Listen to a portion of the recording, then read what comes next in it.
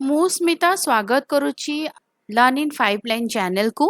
ଏହି ଚ୍ୟାନେଲରେ ଆମେ ମହାପୁରୁଷଙ୍କ ଜୀବନୀ ବିଷୟରେ ଜାଣନ୍ତି ଟିକେ ପାଦେ ଆଗକୁ ବଢିବା ଆଉ ଜାଣିବା ଓଡ଼ିଶାର ଇତିହାସ। ତ ଜାଣିବା ଆଜି କ'ଣ ରହିଛି ଟପିକ। ଆଜିର ଟପିକଟି ହେଉଛି ଧର୍ମପଦ। ଧର୍ମପଦ ଓଡ଼ିଶାର ଜଣେ କିମ୍ବଦନ୍ତୀ ବ୍ୟକ୍ତିତ୍ୱ।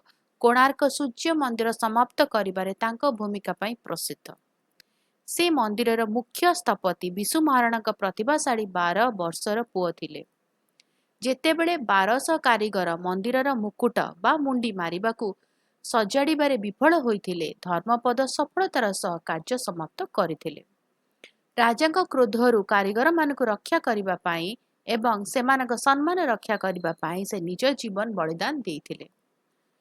ତାଙ୍କ କାହାଣୀ ଓଡ଼ିଆ ଲୋକକଥାରେ ଯୁବ ପ୍ରତିଭା, ସାହସ ଏବଂ ନିସ୍ୱାର୍ଥପର ବଳିଦାନର ପ୍ରତୀକ। ଭିଡ଼ିଓଟି କେମିତି ଲାଗିଲା ମୋତେ କମେଣ୍ଟ କରିକି ଜଣେଇବ। ଯଦି ଭଲ ଲାଗିଲା ଟିକେ ଲାଇକ୍ କରିଦିଅ, ଭିଡ଼ିଓ ସେୟାର କର, ଚ୍ୟାନେଲକୁ ସବସ୍କ୍ରାଇବ କରି ବେଲ୍ ଆଇକନ୍ ପ୍ରେସ୍ କରି ଅଲ୍ ନୋଟିଫିକେସନକୁ ଅନ୍ ରଖିଥାଅ। ତାହେଲେ ଦେଖା ହେବା ଭିଡ଼ିଓରେ। ରହୁଛି, ନମସ୍କାର।